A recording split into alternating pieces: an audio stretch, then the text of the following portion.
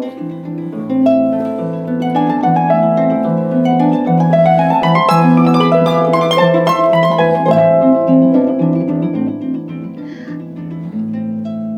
Joel. Hi, Helen. Your playing are so Oh, wonderful. thank you so much. Truly breathtaking. Could you share with us how long does it take to perfect such a technically demanding passage?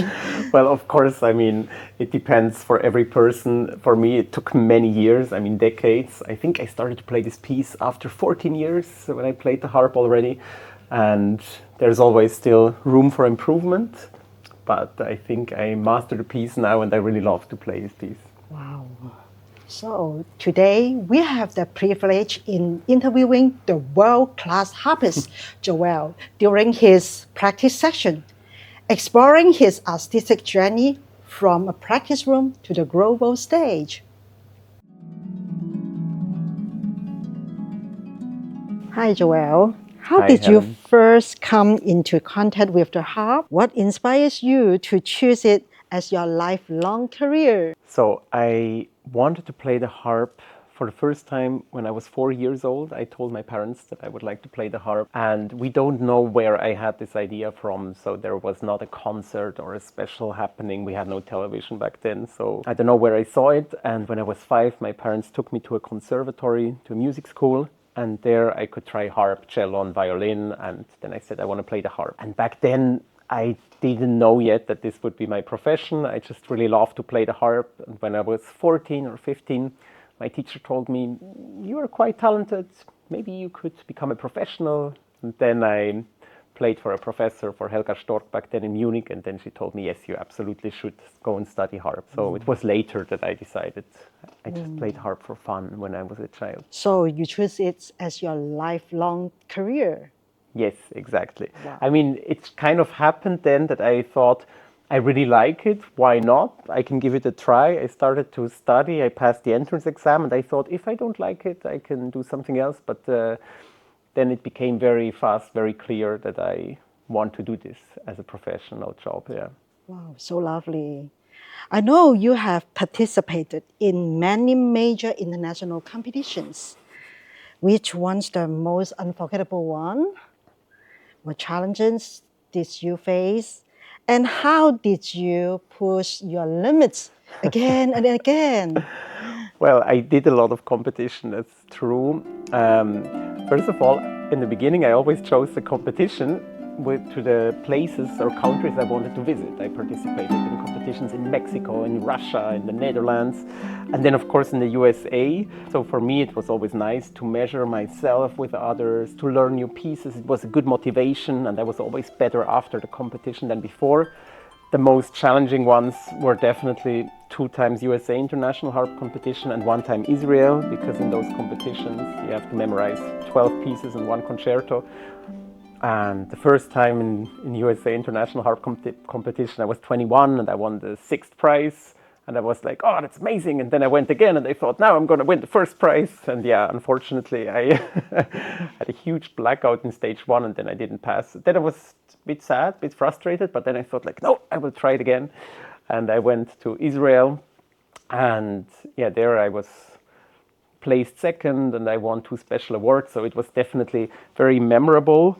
It was also extremely stressful. I remember I was super nervous before going on stage. And after this, everything became much easier because the stress I put myself through with this competition, it was actually terrible when I look back. But after this, really my self-confidence as a stage performer strengthened a lot. So probably this last Israel competition was the most challenging one and also the most memorable one. Wow. And also the last one. After this, I stopped to go to competitions. Wow.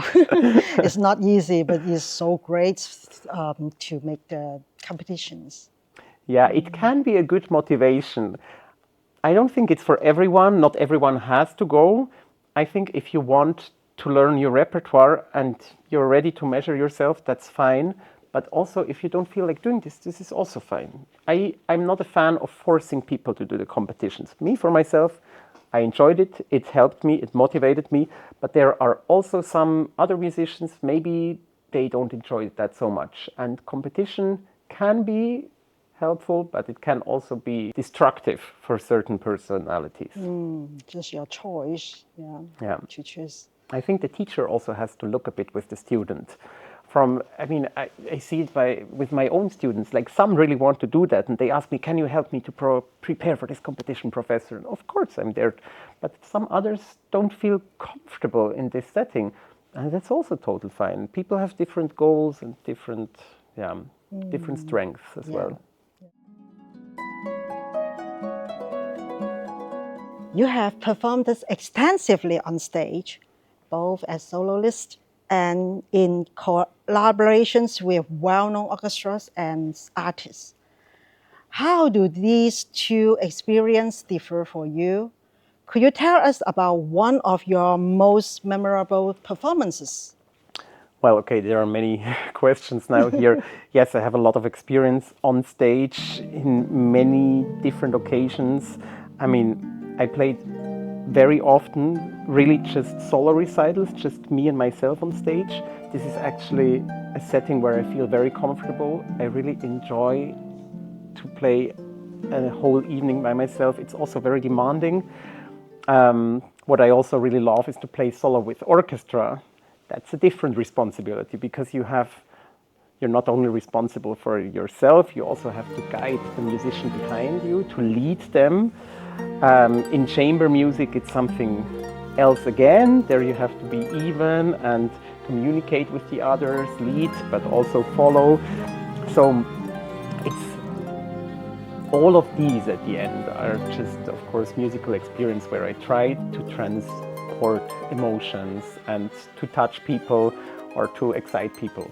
So I cannot now describe like what is the most memorable. There were some amazing performances I had in very special places with orchestra. For instance, my graduation exam in Berlin, when I played Ginastera harp concerto with the Concerthaus Orchestra Berlin, and it was the sold-out hall in the city where I performed, where I lived, and where my whole family was there, and my professor, Maria Graf. Of course, that was very memorable. But also in the finale of the Israel harp competition, it was very special. And yeah, every concert has a special thing to it. And it's always challenging, but of course, the more you do it, the more experience you get, and the easier it gets as well. So fruitful experience for you. Who are your favorite composers that you like to play? So I really enjoy to play Ravel. Of course, like the Introduction et Allegro is like a very beautiful piece.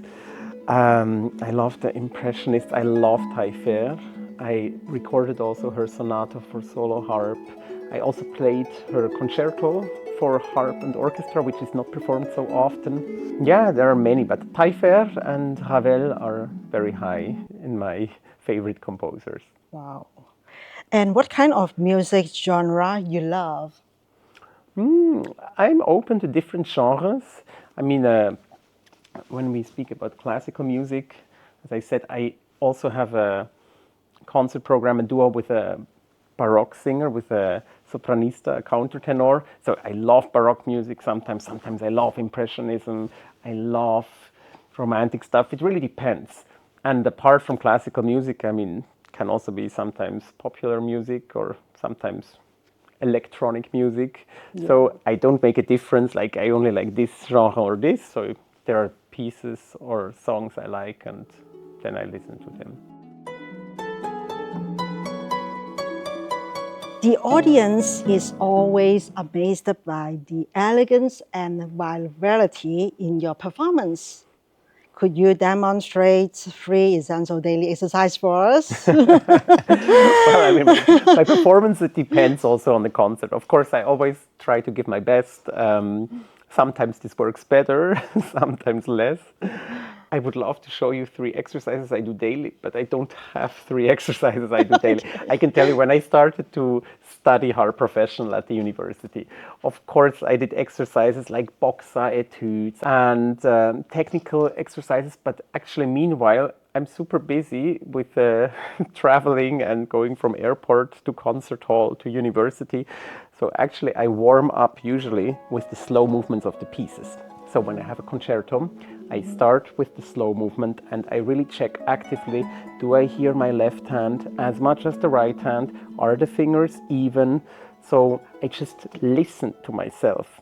And also sometimes I play for other people, or then I ask also for their feedback, and they tell me, at the moment you need more left hand or this, and you could, whatever, do this or that more.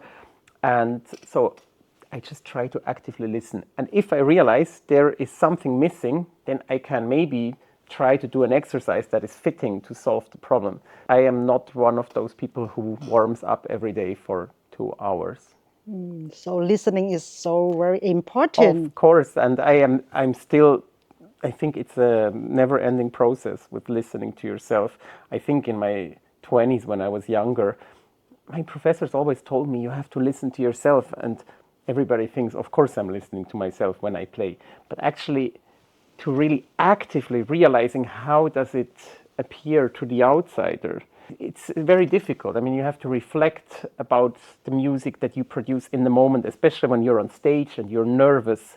So I think the older you get and with more experience, this gets easier.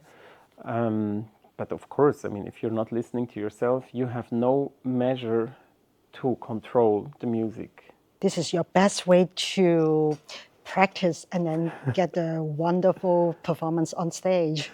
Yeah, I mean, the best ways, I think I play mostly, of course, the pieces that I choose in the concertos, pieces that I really love, I really like them, and then I am also ambitious, and I'm like, I really want to play them well. So if it doesn't sound well, I repeat it, of course. And it takes sometimes longer time, but I just listen to myself and try my best. Then you repeat it and repeat it. Then you memorize the pieces. Yes.